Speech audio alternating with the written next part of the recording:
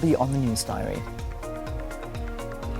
All right, first up, the Commission of Inquiry into allegations of state capture will continue hearing evidence related to the Free State Asbestos project from Director of Blackhead Consulting, Edwin Sodi. The Johannesburg High Court is expected to conclude sentencing in proceedings in a case involving former head of crime intelligence Richard Ndluli and his co-accused Mbeni Mtunzi. The pair were convicted of kidnapping, common assault and assault with intent to cause grievous bodily harm.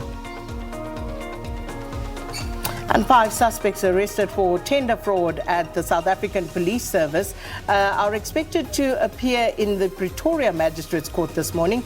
The 5, which include a colonel, an administrative employee within the SAPS, as well as 3 civilians, face charges of fraud, corruption, money laundering and perjury.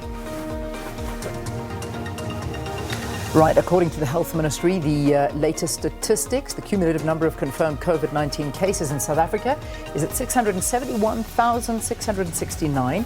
The total number of deaths stands at 16,586.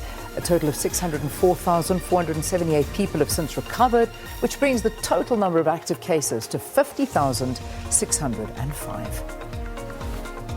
And just looking at those numbers once again, if you need any help or assistance, need to talk to someone, the 24-hour hotline number is 0800 029 999, or you can make use of the official COVID-19 WhatsApp support service on 0600 123 456.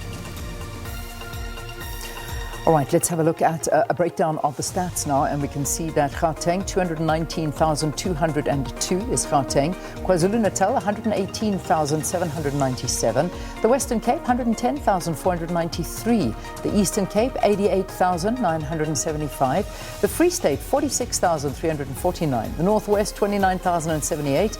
Mpumalanga, 27,069.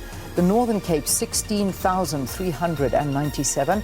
Limpopo is at 15,309.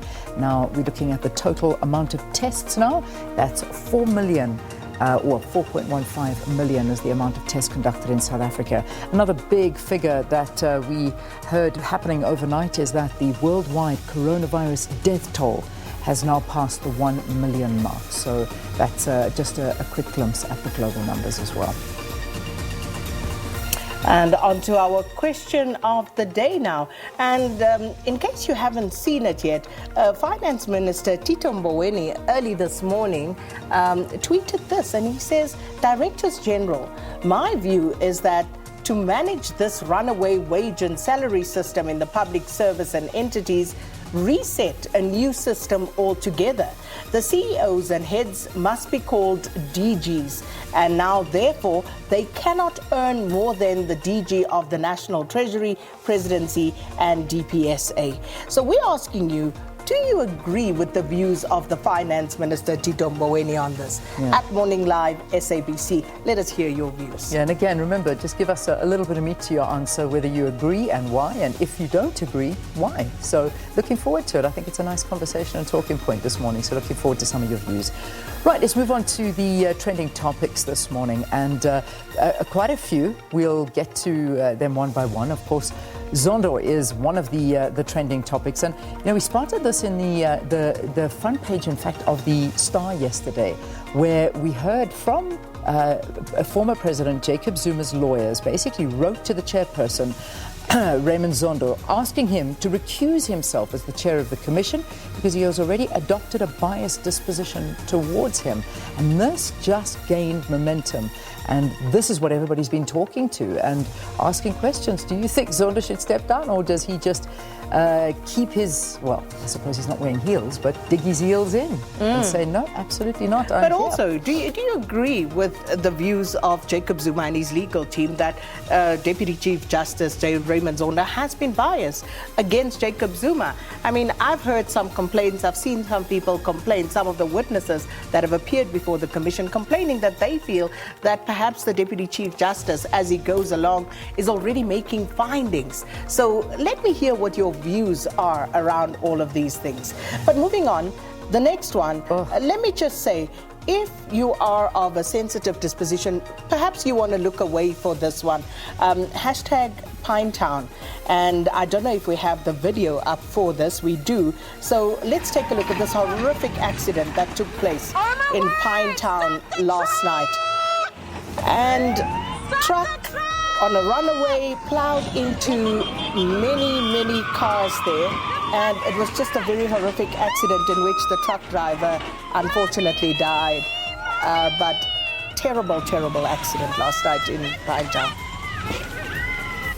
Gosh, it really is. And I mean, this is reminiscent of an accident that happened back in 2013. Same kind of thing where there was again a runaway truck, a truck that went through a red robot at high speed. I mean, I will never forget those visuals for as long as I live. It was just one of the most terrible accidents, and it actually killed 22 people, injured at least 80 people. That was in Pinetown in South Africa. That was back, as we say, in 2013. And now this particular one, again, another truck in Pinetown.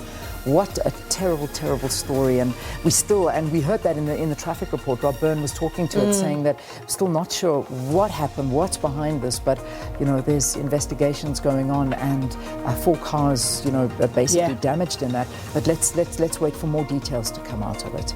And the final one, Liverpool, Arsenal. You're wondering why my eyes are red. Oh, I am wondering. It could be because it could be a lack of sleep. It could be because I cried my eyes out. Oh my gosh. Football will kill you, I swear. I know, I'm sorry. But, if you're going to lose, you might as well lose to the champions. But, Arsenal being Arsenal once again, losing to Liverpool, this hurts. It hurts. But early days in the season, Liverpool 3-1 winners on the night, and maybe I think 3-1 flatters them somewhat. It was slightly tighter than that, but of course I think had Lacazette just taken that chance, it could have changed the whole complexion of the game. But could have, would have, should have, it really doesn't matter. Liverpool won on the night, and they of course are the defending champions. Yeah, so I live in the champions household, so I heard all the screaming and the shouting and the excitement. So, but I tell you what, I'm not going to rub it in. They were very excited. Speaking of,